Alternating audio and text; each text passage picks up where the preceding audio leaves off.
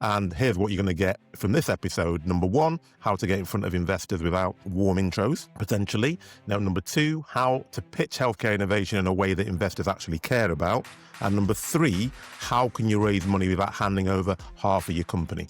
Welcome to the H Files, real conversations with people who've actually built, broken and rebuilt healthcare businesses. No theory, no fluff, just what works. I want to kick things off with a quick little story. This care founder I worked with had a brilliant device. He had some real game-changing technology, but every investor meeting was a bit of a disaster, to be honest. One meeting he undersold, the next meeting he oversold. The third meeting he panicked and offered away 30% of his company for the price of a pret-a-manger meal, so not much. And the issue wasn't his tech.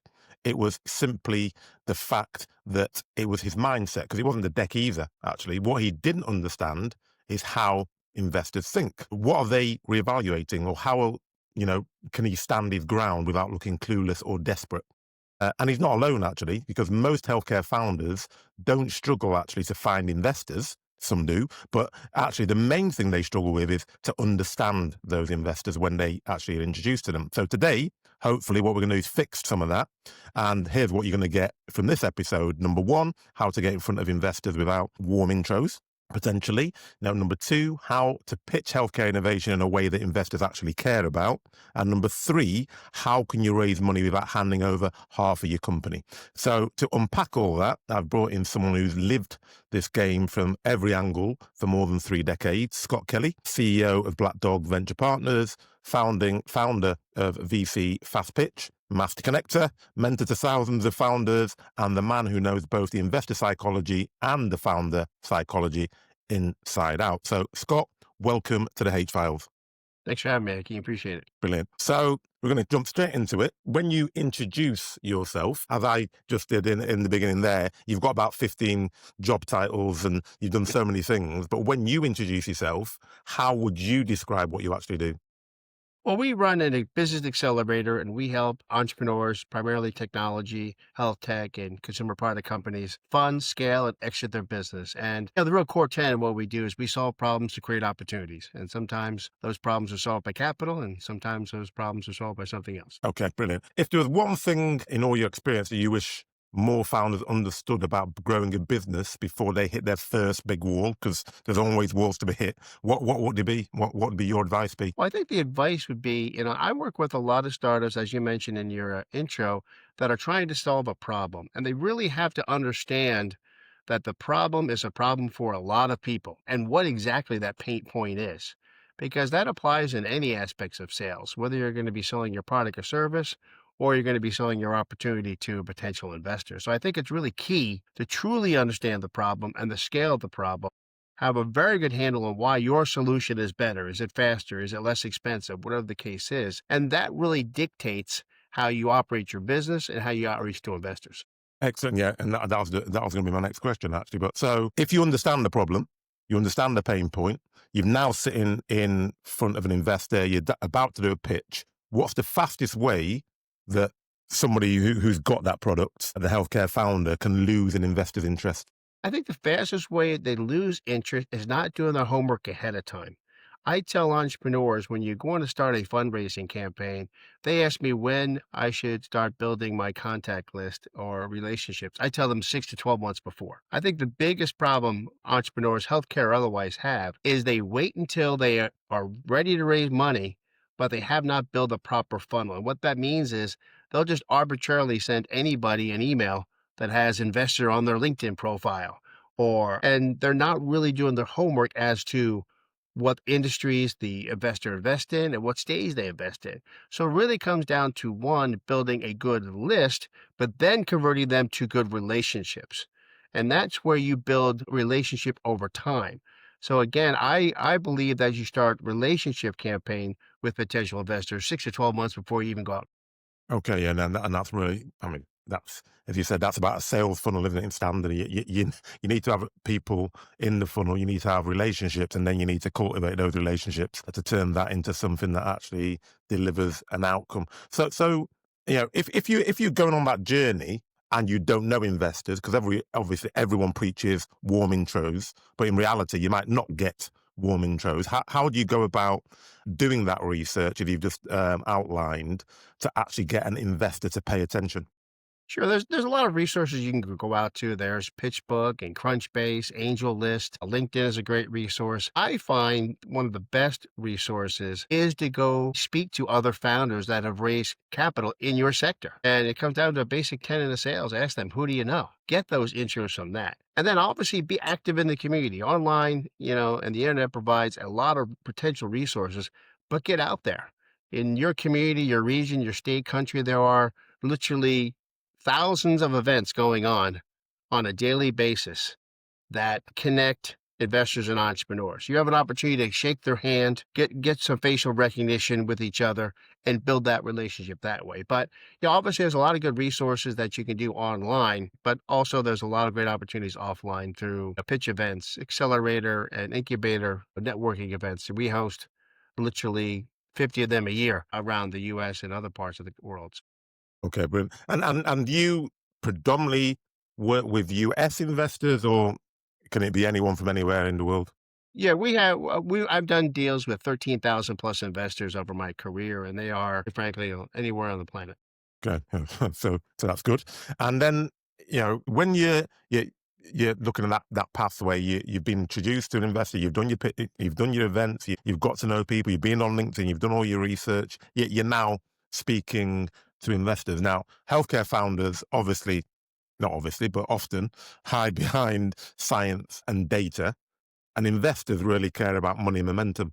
So how do you help people, or suggest that people translate that clinical proof, that clinical problem and pain point, into commercial traction, so the investors are really interested in what you're actually doing? Well, I think one of the critical things, obviously, you can have great technology and solve a great problem, but you need a team that can execute, and that's what investors are looking at. They want to know that you have a team of not just developers and technicians, but people that understand sales and marketing, management and organization, accounting and finance, and legal, because they're investing in the big unknown, and they have to have a comfort level with the team that can execute. And I think that's really key when you're trying to take an idea, a concept, an unproven or unknown technology, is investors want to know who's going to run the business and who's going to sell the product and who's going to run the business and the company. And then what's your advice on that, if someone's like bootstrapping, for example? Because often, a startup is going to start, they're funding it themselves. They haven't got a huge amount of money. They don't want to build a team. So what comes first, the chicken or the egg? Because they want to go to the investors and show they've got a team behind them, but they can't afford to actually hire a team. What's your advice there? Well, I think it's really important, especially when you're bootstrapping, is build a good advisory board.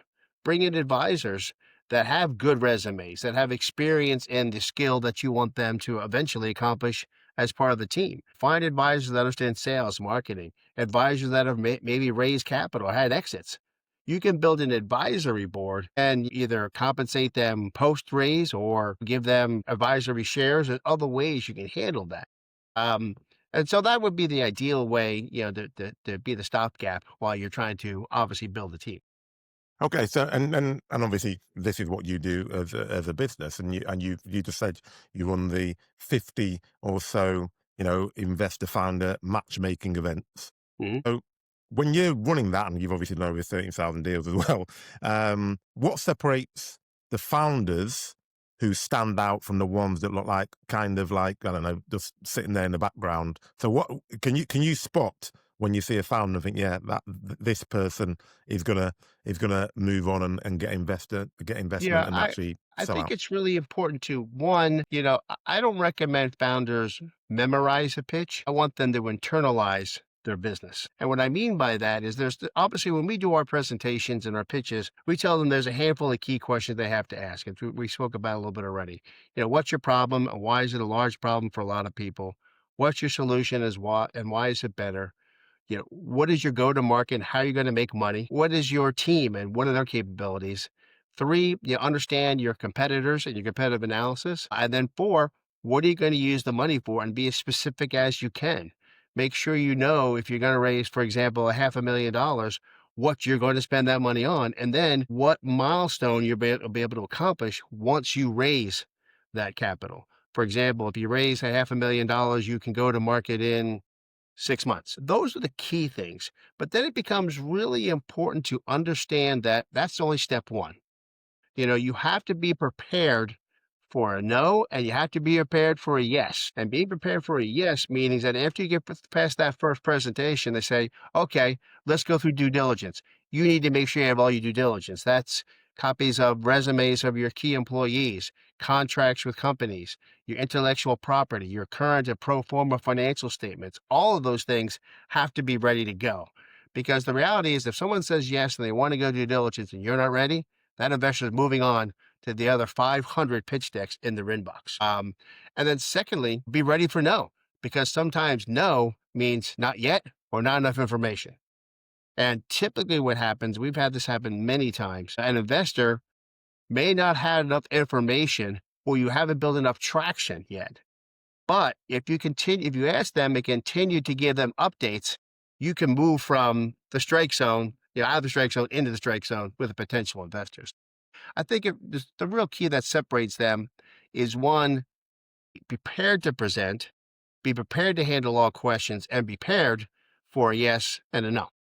Yeah, no, I think that's actually very important because I think most people are prepared for a no, actually, but they're not actually so prepared for a yes. And when it happens, they're not actually ready for the yes, and therefore they don't give. As you just said there, if someone's going to do due diligence, you need to make sure that you can give them that quickly, that you look organised, and you look like you actually are ready to do something sensible with the money, rather than, I've got the money now, what am I going to do with it? And then in terms of equity, because I talked about that in my little story at the beginning. People giving away equity cheaply or too easily. And I've seen this a couple of times actually, where by the time you get to the investors, because I've seen people build an advisory board, they give away loads and loads of equity, and then they get to the investor and they think, oh, well, I need to give away more equity. How should a founder manage their equity so they're not giving away too much, but they're giving away enough to get people interested and they can still raise capital? Right. I would say, at the end of the day, first of all, the founder really has to understand if getting an equity investor is the right move for their business. Because first of all, once you get an equity investor, you also get another opinion. And you Mhm. want to make sure that opinion has some value. So I would start with that. And then look for other options. I mean, I tell people there's ways to bootstrap it with debt financing, grants, and other opportunities. And I tell every entrepreneur the best non-dilutive capital is go out and sell your product, build some traction. That's going to be the key determinant on what your valuation is, because there's everyone has some kind of in the box valuation model, but this is art, not science. You really have to be strategic about when you give away equity and who you give equity with. So again, I would tell you, work for milestone based financing. That's how I typically do it. There's obviously two schools of thought: raise a lot of money and don't raise again, but you're giving away all that money at a low valuation, or raise money till you hit a milestone in 6, 12, or 18 months, then go back and raise money again once you have more traction. And I think that's the real key. Again, you have to understand is that you're right. There's been many cases where companies have raised literally hundreds of millions of dollars, and when it got sold, they got nothing. And this is where entrepreneurs really should consider bringing in legal counsel, because you understand something. This is the investor. Their goal is to maximize return for them and their partners. And that doesn't necessarily mean a good opportunity for you. So you need to look at the legal documents. There's all kinds of things you understand: liquidation preferences, voting rights, all those things in the details. A lot of entrepreneurs get very excited when they see a term sheet, but then they go through the fine print and it's not so exciting.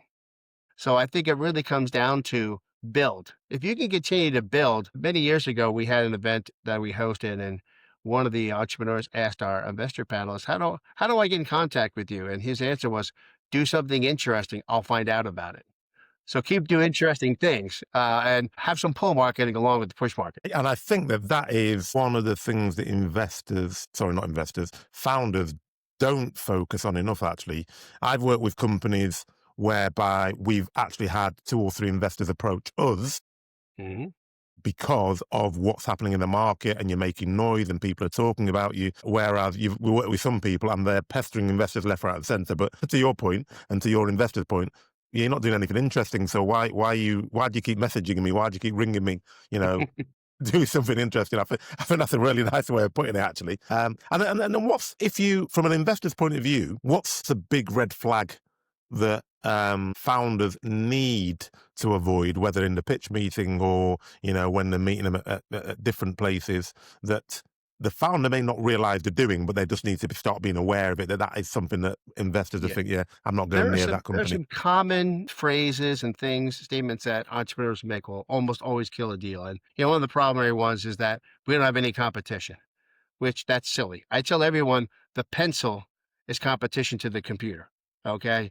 That just shows you haven't done enough research yet. Someone's going to be either a tangent to you or within your space. That's number one. Secondly, don't make silly statements that if you can get 1% of the market, you'll be $1 trillion company.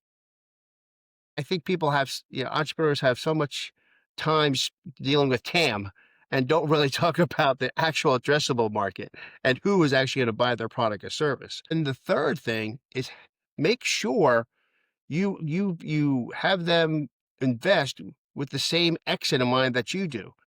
What I mean by that is that entrepreneurs to know how they're going to get their investors' money back and a return for their investors. So they should really think about who is their potential exiter, who's their acquirer, how are they going to get out of this business? Because again, getting money into the business is the easy part. Getting money out is the challenge.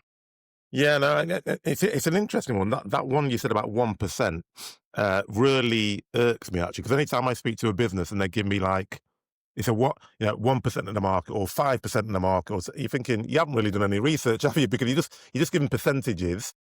How are you actually going to get that percentage? And as you said, the addressable market, not the total market.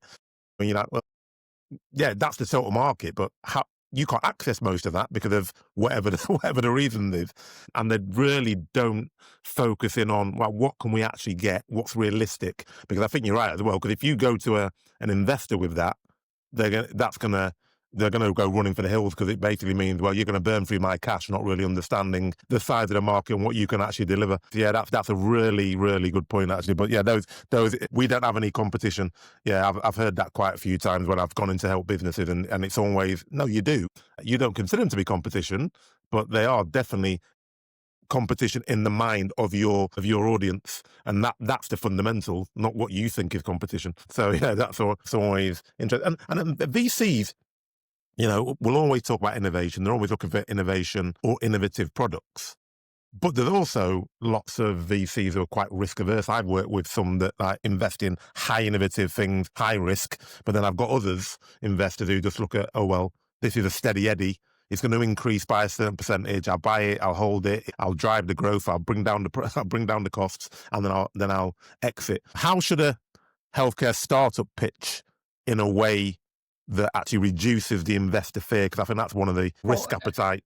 No, you make a really good point. This is where you have to look at the whole network of investors. VCs are a very common term thrown around, but obviously there are angels, there's high net worth individuals, there's strategic investors, especially if you're a healthcare startup. Maybe some of your potential doctors or physicians, as clients, are potential investors. So again, I think you really have to target it on the stage of the investment, because as the VC and someone who's been in this business, the large majority of venture capital firms aren't going to invest in companies that are pre-seed, or unless they're generating X amount of revenue, whether it's $1 million a year or more. So again, I think that's where you do your research ahead of time. When you do a research of the potential investors, find out, okay, at what stage do they invest in? Are they going to invest in healthcare companies that are pre-revenue? Are they, because again, a lot of, especially in, bioscience and pharmacy, there's a long, long process to go from idea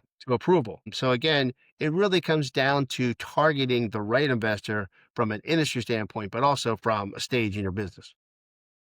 Yeah, no, I think that's really important. It's interesting. It's only ever happened once when I was working with a company, and actually one of the clinicians who we actually had on an ad board, approached me and said, "Oh, I really like this product. I'd like to invest in this personally." And he came here. I was like, "Oh, right." It was quite a surprise to me actually, but it showed the level of confidence that they had in the product. But it also, as you rightly point out, shows you that actually money can come from places that you're not actually anticipating if it's a great product. Staying on the theme of money, and I think you've touched on it slightly, not all money is good money, but I would suggest that most startup companies think that all money is good money. So as soon as someone offers them something, it doesn't matter what caveats are attached. They just think, oh, £1 million or £5 million or $10 million or whatever. So how do you, as a healthcare innovator or an entrepreneur, um, know when you should say yes and when you shouldn't say yes? What are the sort of questions that a founder should be asking the investor to figure out whether they're the right fit? Never mind, because we've talked a lot about, what are investors looking at? What should a founder be looking for? Well, I think it's a fair ask for the entrepreneurs to do due diligence and get references from the investor. Mm. Find out who they've invested in and what the results have been. Ask these investors what they bring to the table outside of capital. Again, you may have someone who wants to invest in your healthcare startup, but maybe they're in construction, so they have no clue about your industry and could create more obstacles asking questions than providing benefit. So I think it comes down to doing your homework, doing your research, and getting references on the investor side. I think from an investor standpoint, that just shows you're a good steward with money because you're willing to do that also. Because again, they may not be the only investor in the deal.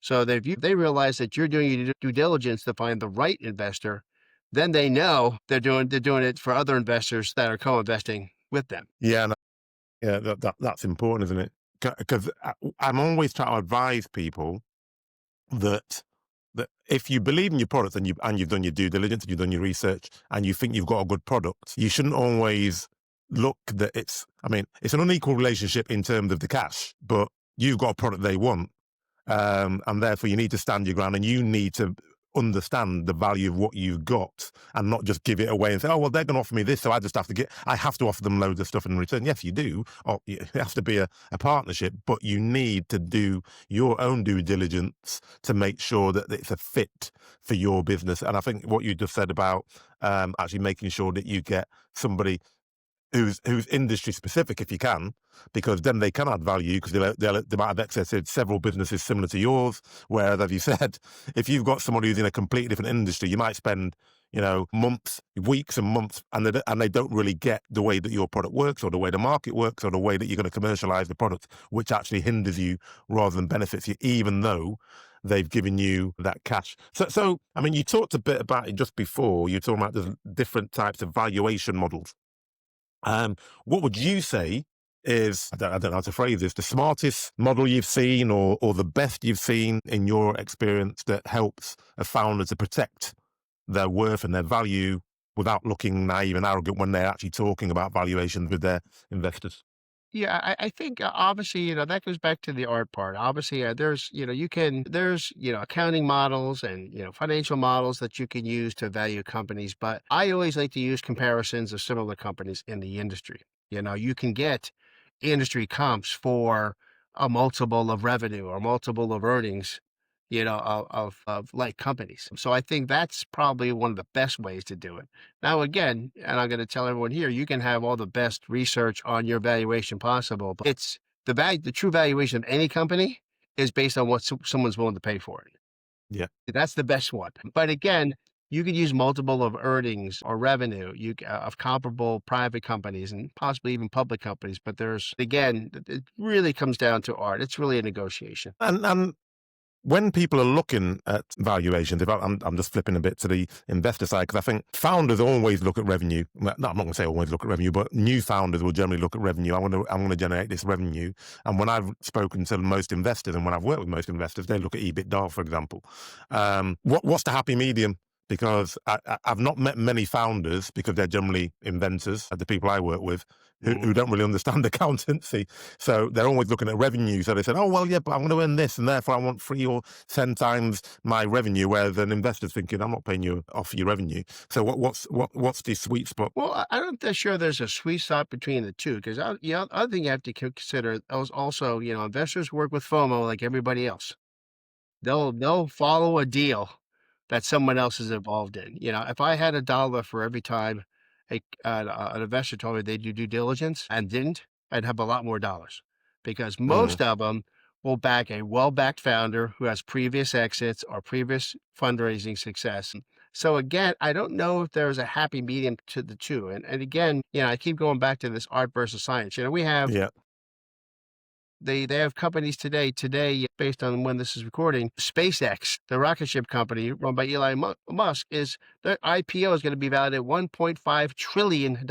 These AI companies are raising trillions of dollars to generate billions of dollars in revenue. That math just doesn't add up. I think there's a lot of factors to consider. And this is where, in addition to knowing your numbers and knowing your market, put a team together that has some credibility out there in the marketplace. So it is a hodgepodge of a lot of different things. There have been companies that don't make any money that raised a ton of capital, and there have been companies that make a lot of money that don't raise any capital. And so there's just a lot of factors to consider. and just as you were saying there, well, actually a lot earlier, again, as you say, it's an art, and there's lots of different ways to skin it. But if there's a person who is risk averse, and I'm talking about from a founder's point of view, Mhm. would you encourage them to get an investor?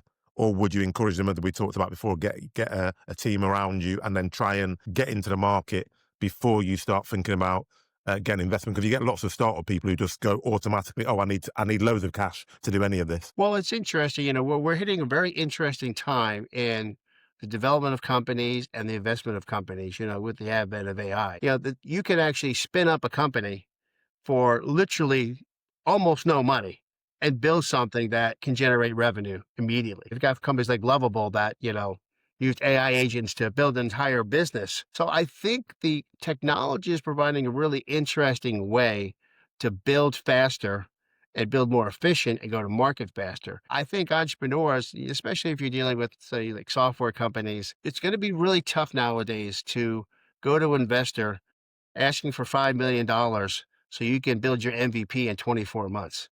That just doesn't fly anymore. Those days are gone. And I think, and they're going to be, that same thing's going to happen in healthcare and med tech and other sciences. So I think the reality is, I think there's a lot to be said about build. I tell entrepreneurs all the time is paint the race car while you're driving it. And I think that's really the key. Yeah, I agree. Actually, I mean, software specifically. I mean, I've done a bit in software, and yeah, in those old days, you used to spend a lot of money on an MVP. You didn't, people would be happy to wait for it. Whereas now, an AI agent can build it in probably less than a month, and it might not be perfect, but it's an MVP and it works, and you can test it, and you can, people say yes, no, and then you can go to the investor and say, well, I've done this. This is my customer base. This is what people are saying. You've actually got something that's a bit more robust than, as you said, waiting for 24 months. Because a lot of those businesses never make any money actually, and you've hung around for 24 months. So, in terms of just if you were to look at one or two pieces of general advice, one or two pieces of advice for a founder who's listened to this, and then one or two pieces of advice for an investor who's potentially watching this, in terms of what are the two key things, or one or two key things that you'd say, right, if you're going to do anything, do this if you're looking for a founder or looking for an investor. I think if you're an entrepreneur and, think like an investor and think with the end in mind. Think about what your end game is going to be. Are you going to run this business for the rest of your life and have it be a lifestyle business? Are you going to sell it? And if you are, when and who to, and who the possible acquirers. So start with that. And then secondly, take small steps. Build some one thing first. I tell people all the time, Jeff Bezos is one of the richest people in the world and does everything. He started out just selling books, nothing but books. Get really good at one key piece of your business and your sector, and then build upon that. Because I think the reality is investors will see, okay, you can build something that works, so I can trust you to build other things that work. And I think that's really key. On the investor standpoint, I think you have to be pragmatic. Obviously, investors, as a rule, know that 75% of the companies they're going to invest in are going to go to zero. So they are playing a lottery ticket. And entrepreneurs need to understand that The investor, much like someone playing baseball, if you have a 300 average, you're both going in the Hall of Fame. And I think you have to look at some real pragmatism as an investor. Because I work with a lot of new emerging managers. I launched my own podcast at the beginning of this year called the Emerging Managers Podcast, where we interview not the big venture capital firms that are famous, everyone knows about. We talk to and interview the unknown venture capital firms, the new venture capital firms, because they are, they have a difficult time raising capital too, but they're providing higher level of service because they're not so monolithic. And so I think there's, a lot of advice that, can be had to both sides. Yeah, no, I appreciate that. And I think that emerging managers is a critical one, especially for lots of startups, because if you're a small startup, you do want, as you said, that added value. You do want people who are not just coming in ticking boxes, and as you said, piling them high, 75% go to zero, so I'm just going to keep churning and cranking the handle until I find one. So I think that's a really important thing for actually entrepreneurs to be looking for, is that other tier and those other types of investors who are emerging. And if there was one weekly habit that a founder could build in to their habits to develop investor relationships long before the raise, because that's one of the things you said about that due diligence, doing the background work, the feedback. What would those things be if they could just do, simply weekly habit that they could just start doing after watching this? I think as a daily habit to this day, I've got 13,000 investors I've done deals with, 50,000 plus people, entrepreneurs and business partners get my newsletter. But every day I'm making new relationships. I'm going on LinkedIn, I'll connect with somebody, and I'm not sending them a pitch deck right after I connect with them. I take them offline. I set up a call with them. I get to know who they are. I build a relationship. This is about continuing to build a funnel of relationships. And I tell every entrepreneur, continue to do that, because you never know. I've had many cases in my life where someone who could do nothing for me at one point changed the trajectory of my business at another point in time. And you just never know. So the reality is, the old saying is that there's two good times to plant a tree. One is 30 years ago and the other is today. Keep planting trees. It's almost every single thing and every guest I have on, it doesn't matter what topic we're talking about, relationship building always comes pretty much at the top of the tree. If you want to do business and you want to, especially in this case, what we're talking about, sell a business, you want to get investors in the business. If you haven't got relationships with people invest in the person, actually. Yeah, the business has to be right, but they invest in you as the founder, because they think this guy or this team, as you outlined, can actually do something here. Because you could have a great product. If the investor thinks actually this team's they're not going to be able to deliver. They're not going to be able to do anything. They're not going to invest in you. So I think that is a really, really critical point, I think, for everybody to remember. If you remember nothing else, and I'm sure you will, but to remember that actually just keep doing it. Keep building relationships. You never know when, as you said, Scott, a relationship that you didn't think would yield something will yield something. Well, I would tell you everything. The last thing to add is that being an entrepreneur, I think, is one of the greatest things someone can be. But it's a lot of work. So I would tell every entrepreneur, don't stop, don't give up. Yeah. Thank you very much, Scott. Don't stop, don't give up. I think that's a perfect motto for our podcast. So, no, I really appreciate it. And, if you haven't yet, and I'll drop the links into this podcast, make sure you check out Scott's Emerging Managers podcast. Because if you're in the space, which I know you are, otherwise you'd be watching my show, then that's the sort of thing that you want to get in there and start making some connections, as Scott said. Thank you very much, Scott. My pleasure. Thanks for having me. So if you take one thing away from this conversation, let it be this. Investors are not a mystery. They're people with patterns. So do your homework, build relationships early, and protect your equity like it actually belongs to your future, because it does.